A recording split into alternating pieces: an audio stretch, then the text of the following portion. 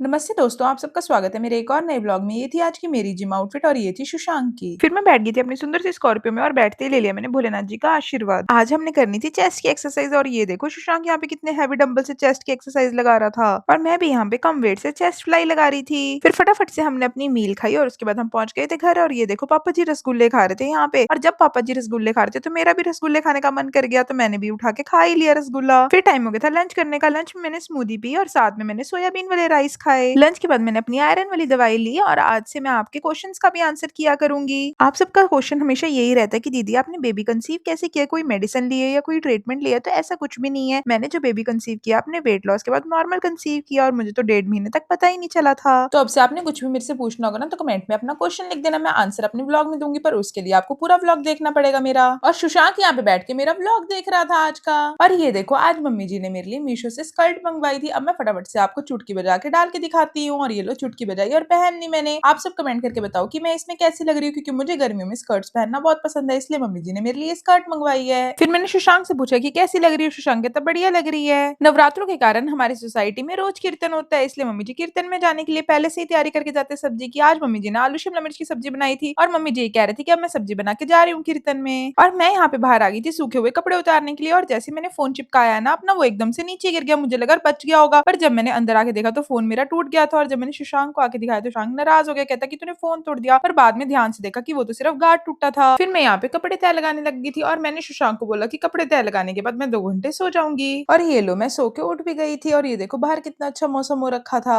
और जैसे ही हम दोनों सो के उठे ना हमें तो भूख लगने लगी थी, तो सुशांक कहता कि चल मैं तेरे लिए मखाने बनाता हूँ, क्योंकि वो मखाने बहुत ज्यादा टेस्टी बनाता है। और फाइनली मखाने बन के ऑलमोस्ट रेडी हो ही चुके थे और यहाँ पे हम तीनों बैठ गए थे मखाने खाने के लिए। और साथ में सुशांक डाइट कोक भी पी रहा था और पापा जी ने यहाँ पे न्यूज चला रखी थी और मैं यहाँ पे नींबू पानी पी रही थी। फिर टाइम हो गया था डिनर बनाने का और यहाँ पे मैंने सारी सब्जियां निकाल ली थी और इधर चावल चढ़ा दिए थे और ये लो सारी सब्जियां मैंने काट भी ली थी। और यहाँ पे मैंने पनीर भी मैरिनेट करके रख दिया था और कॉर्न्स उबाल के रख दिए थे। मेरी मील भी बन के रेडी हो चुकी थी यहाँ पे और अब बारी थी टेस्ट करने की। और रोज मील का टेस्ट सेम ही होता है, क्योंकि रोज मैं सेम ही चीजें डालती हूँ इसमें। खाना हमने खा लिया था और नाइट सूट भी डाल लिया था मैंने। अब बारी थी घूमने की, क्योंकि सेहत अच्छी रखने के लिए घूमना भी तो है। और ये लो फिर हम तीनों आ गए थे घूमने के लिए और ये लो हम दोनों घूम के वापस भी आ चुके थे। तो ये व्लॉग करते हैं यहीं पे खत्म, मिलते हैं नेक्स्ट व्लॉग में, बाय।